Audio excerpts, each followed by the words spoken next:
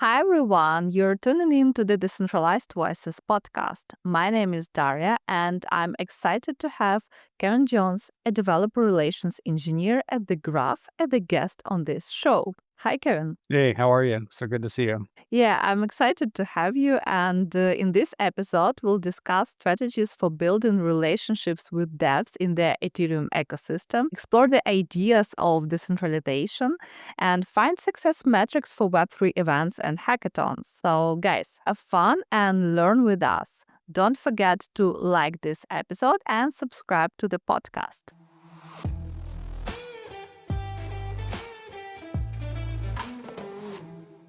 So, Kevin, I'm excited to have you. Please give a short overview of your background. Yeah, absolutely. So I've been working in Web3 for about 4 years. I guess if that's a term, Web3. I've been working for Edge and Node, which is one of the core developers of the Graph protocol. So they're original creators of the Graph. And I've been doing DevRel there. I've also been highly active in the Ethereum ecosystem, specifically in the BuidlGuidl, supporting Scaffold ETH, which is a starter kit for building on Ethereum. So anyone that's new into development should look at that. And then I've recently started a tool or application called Genesys, which is aimed at pairing up developers through mentorship and building community through community engagement. So this is me working with different communities all over the world, trying to bring these communities and bridge gaps with each other. Yeah, thank you very much. And I know that you have very interesting story about you joining the space. So can you share it, please? Yeah. So it's actually funny. I actually got started as like a volunteer photographer for a while. So I was shooting crypto conferences in Las Vegas. I was shooting Bitcoin conference. ETH Denver was one of my first Ethereum conferences as a actually volunteer photographer. And I had been like really diving into learning about smart contracts and stuff. And I was actually working for Nginx, which some of you listeners might know. Nginx is the world's most popular web server reverse proxy, a very popular Web 2 tool. And I had just been doing a lot of like diving into Solidity, understanding smart contracts, like really trying to like figure it out. And so I was doing a lot of online hackathons, East Global more specifically. And that was great because I was able to really like start taking these workshops and like engage with devs on the Discord channel. And like I just really like, got obsessed with like ETH Global and Scaffold ETH. And I found about Scaffold ETH as well during that time, watching Austin's videos. For anyone who doesn't know, Austin's the creator of Scaffold ETH. And anyway, so I was doing photography and I had sent some emails out to Kartik from ETH Global. And I said, hey, like I'm really interested in giving back to the community and maybe I could like shoot photography for the ETH Global events. And I didn't hear back from him. And it was just happened that I was at ETH Denver walking around and I ran into him, and I was like, "Hey, like I'm Kevin. I emailed you. Here's the story." I gave him my background, and he was like, "Oh, that's amazing. Like, yeah, let me get back to you." So he did. He got back to me right away, and it was that same conference that I actually met Austin Griffith as well. I took Austin's photo. I took his picture on a stage. He was coming on like right after the governor had spoke, and I was like, "Oh, I got to get some photos of him." And when he came off stage, introduced myself. I've been obviously like a huge fan of Scaffold Deep and his work. And yeah, we connected on Telegram and it was like a couple weeks later, he saw like a workshop that I had done just on my own time. Like I created a workshop and posted it on X and on YouTube. And I did it for my company. And he was like, oh, this is great. Like, you should come do this for BuidlGuidl. And so that was my entryway. Kartik hired me as a photographer to shoot events all over the world. And I would go to the ETH Global Hackathon. I would shoot photos. And then I would also give the Scaffold ETH workshop. And so it was a really cool way for me to do what my passion was at the time, which was, Ethereum and also photography, and Yeah. also travel the world and be involved. So yeah, it's a funny story and it's really cool way that through determination, I figured out a way to get active in the space. It sounds exciting and it shows the real magic of Web3 community and offline events, actually. Now we see the thriving edge of offline events, and yeah, your story confirms this magic and that everything is possible in this community. That's really cool. So, can you please share what do you do as a DevRel engineer at Edge and Node? Yeah. So, as I mentioned before, EdgeNode is the original creators of the graph. And so EdgeNode as a company has evolved a lot.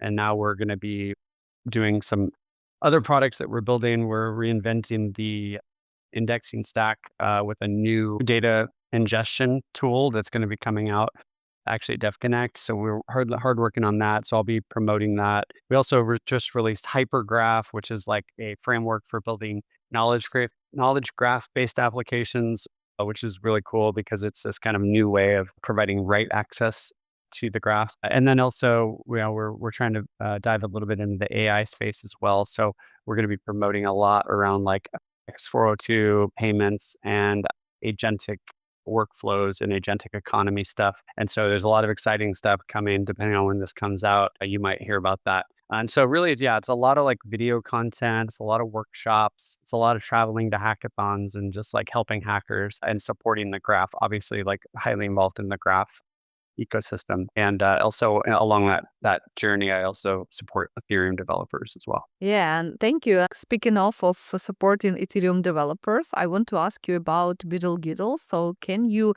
give an overview of this community or like group of people? So explain what does BuidlGuidl do for Ethereum developers? Yeah. So BuidlGuidl's a magical community. It's over 2,000 developers have kind of gotten involved over the years.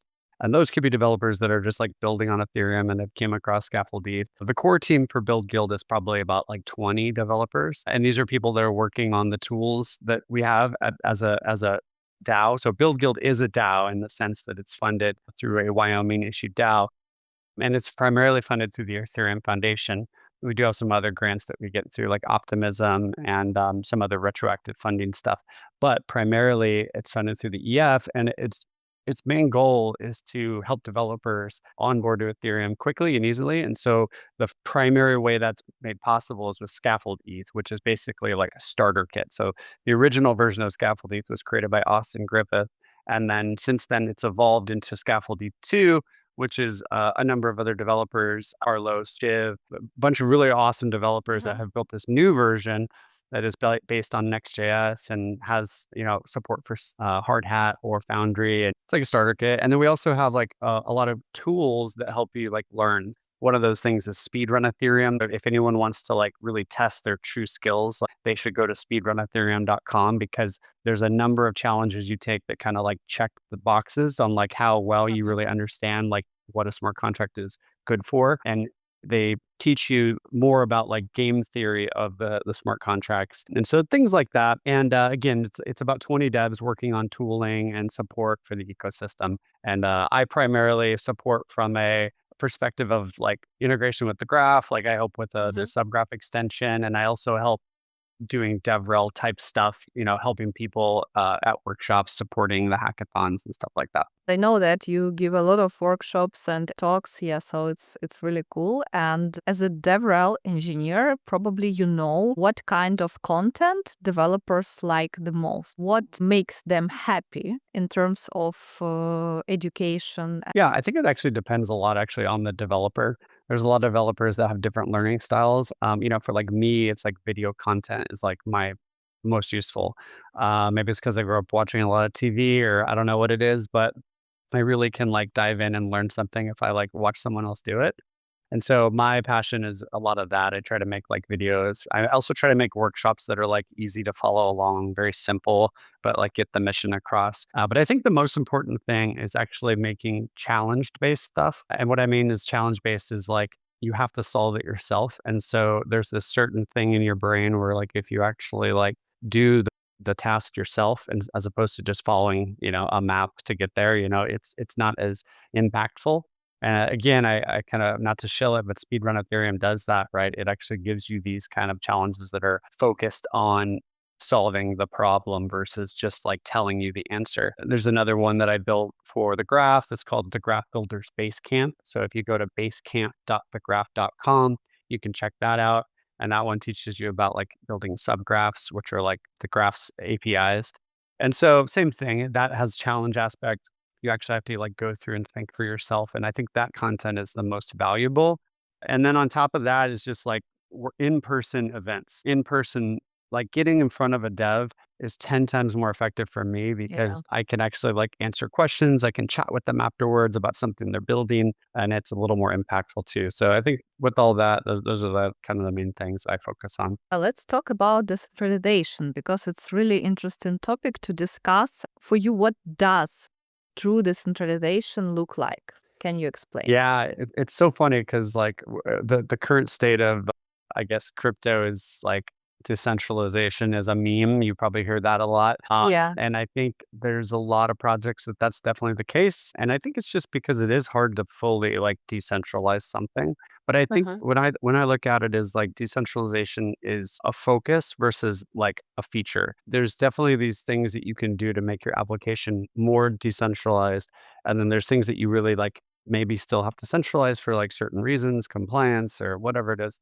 And so it's really about trying to identify like, oh, like what decentralization in a true sense is like, oh, can this thing operate forever without any human intervention? Right. And so like I think from like a smart contract perspective, like this is what Ethereum is built for, right? Like this is what Ethereum really is. It's like Yeah. DeFi cannot be stopped. Stable coins, in the right context cannot be stopped, right? Like MakerDAO, XDAI, all this stuff. I think we're still working towards that goal. And I think it starts to get lost a little bit as the price goes up. But I think in the end, we'll always come back. Like you always like will reel back to this decentralization idea. And it's more of like a core like belief that you have that, hey, we can try to achieve this at the max we can. I don't think we'll ever be like, oh, everything is decentralized. It's just not doesn't make Yeah. sense. And so it's a pull and push kind of thing where you have to like find your battles and win those things. And this is why I love smart contracts so much. If you deploy a smart contract and hopefully the infrastructure is as decentralized as possible where you can just run a node and it will run, then that's amazing, right? You could just spin up. One of the cool things I love about sorry, I don't mean to rant, but one of the things I love about the Builders Base Camp that I built is it doesn't require any infrastructure. Like you can just check out the GitHub repository and you can just run with the smart contracts directly, and it utilizes a fully like decentralized system. And I think that there's something special about that where you could literally just bring up the app and it even the NFT minting functionality and the verification is all done with like Chainlink and Chainlink functions. And I think that's really cool. So I think we do need to focus on building stuff like that in the next coming years. It's just, like, how do we really do it in a fully decentralized way? It's a challenge. As a person focused on the Ethereum ecosystem, can you please share the main ideas, events, people who attract you in the Ethereum ecosystem? Yeah. Yeah, that's a great question. I started, I think it was probably 2019 when I really started to dive into Ethereum, maybe 2018 actually. And at the time, I think that like all of the KOLs or whatever you want to call them, the people that really like stood out to me were the people that were creating like the video content. Again, I really like video content. So like the YouTubers, I would listen to Nader Davitt and Patrick Collins and Austin Griffith. And like those guys are all still very active. And I think that's super useful to like still follow those guys. In this current state, I feel like there's maybe a lot more people like building in public, which is cool. I think that's one of the things I try to strive to do is like try to like, yeah, like talk about what I'm building, things I care about, try to be as active as I can on social, obviously like crypto, Twitter, stuff like that. But I still follow Nader. I think Nader's a great view on like where we're at with a lot of stuff. He's constantly creating good videos that are like still very relevant. Austin Huh? is still a huge, like inspiration. Austin is very good about like determining where we need to get to go to the next Yeah. level. And I think he's still very focused on that. And so, there's some stuff he's doing like the university tour stuff, which is really cool with the EF. And so, yeah, I tend to still lean towards the video content stuff is where I get a lot of, and then also going to like, I guess the hackathons and seeing I like try to keep an eye on like new tools that are coming out, like new protocols and dApps and stuff. So a lot of those like ETH Global like speakers, ETH Global is still a huge signal, I think, in the space for Ethereum. And especially like the Pragma. They're always like really good. Like some of these like past founders that are coming out with new stuff, right? And new tools. It's really useful. So anything at Pragma is good, or ETH Global hackathons as well. Yeah, thank you. I really like global activities, and in Cannes this year it was my first time participating in such a huge hackathon with almost 800 people. We didn't win any bounty, but it was super exciting and great experience to have. Yeah, now I have the sticker on my laptop that I demoed at It Global. So Good feeling, right? that's cool. Yeah, it's great, and you see people from different countries, different cultures, and you interact with them. We had guys from Mexico and from Peru, and we are Ukrainians, and we had this very diverse team, and it was great to discuss different topics not That's related amazing. to the project. I know a lot of the guys at the Ethereum Mexico community, so I wonder if it was anybody I know. But yeah, that's awesome. Cool. Yeah, and we saw each other the last time at ETH Warsaw. And you've been traveling around the globe for different conferences. Can you please share your personal success metrics of the event, like people, food, location? What makes you happy about the event? Yeah, I think that's such a tough question to answer because, yeah, I've been all over the world. I've been to a lot of different hackathons. I actually tend to really like Eats Global hackathons are great. They're very like involved. There's a lot going on, but I tend to like to go to the very, very smaller hackathons that have like less people because I feel like I have more of an impact. There's less side events, and that might be a hot take, but I feel like side events, like I know, like the last year or two, people are like, "Oh, so many side events." Like, I think that's a distraction. I like these ones where it's a little more like isolated. Even Youth Warsaw, actually, I went to Youth Warsaw last year, I believe. Mm-hmm. Yeah. And, there was like not really that many side events. Like we had the Youth Warsaw on the main event. And then afterwards we went down into the Brower Hall and like hung out and like I got to like sit with devs and stuff. And so I tend to think that's the smaller the decentralization that we talked about decentralization, like getting the stuff pushed out more. And maybe, yeah, I'm traveling to whatever country to like make an impact, but really like providing more value to the local community to be able to like go because there's a lot of people that can't go to like, Argentina, to like go to a thing, they can't go to Cannes, right? It's too expensive. It's Yeah. like, so I really like this. I think those are the ones that I like the most is where you can really like impact local devs. Like I was just in India, India Yeah. was amazing because you know, it's like all these really passionate devs that maybe have never even been to the United States, and like had the chance to go to like, a good crypto event, but they really want to, they really want to get involved. And so something like that, even like India is obviously a huge country. This is in New Yeah. Delhi, but it was really a different, like it's just different. It's very passionate and like that's what's interesting to me. And I hope we can do more of that and more empowerment around like local communities. I also help out a lot with like some communities in Africa.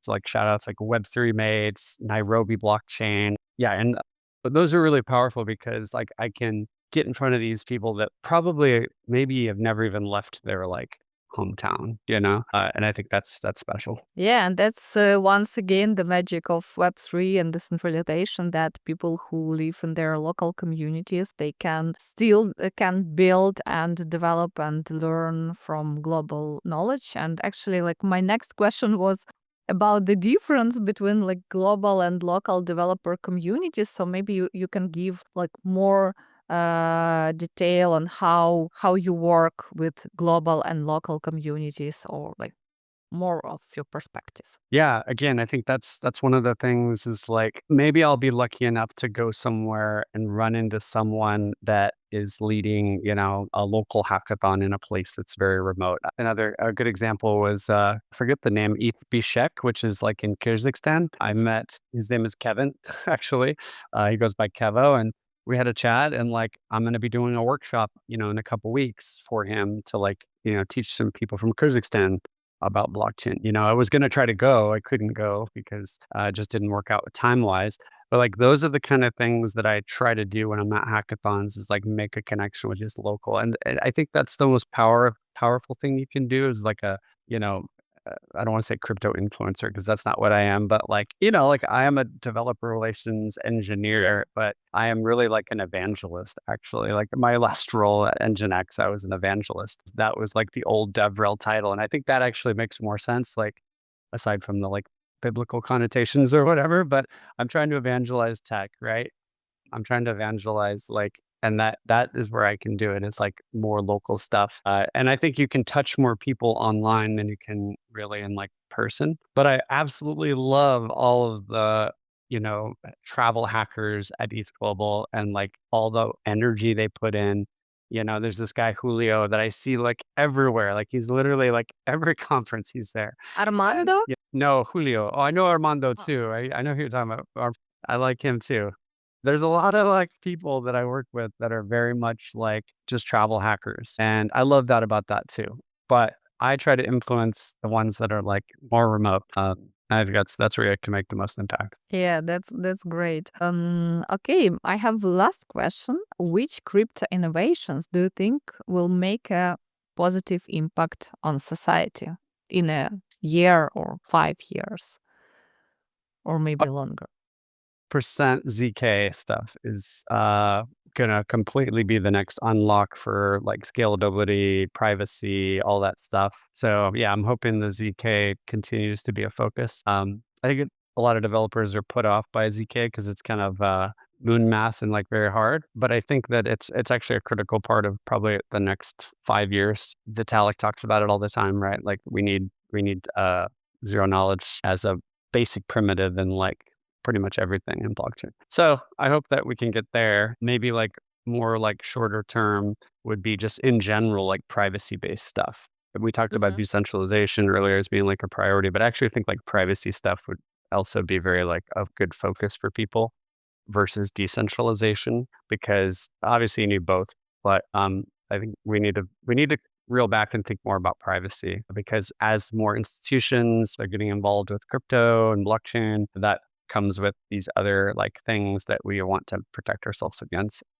And not to sound cliche or anything, but like, it should be a focus for everybody building in the space to like figure out how you can make stuff more private. And right now is that not the case. There's a lot of stuff that's it's not private. So Yeah, thank you very much. I hope you liked this conversation and I hope our listeners and viewers will also like it. So, guys, thanks for your attention. I will leave all Kevin's links under this episode so you can follow him, ask him questions about Ethereum, about building on Ethereum with Graph and with BuidlGuidl. Thank you, Kevin, again. It was super cool to have you. thank you so much for having me, and thank you everyone for tuning in. Appreciate your time, guys. Yeah, so see you in the next episode. Bye.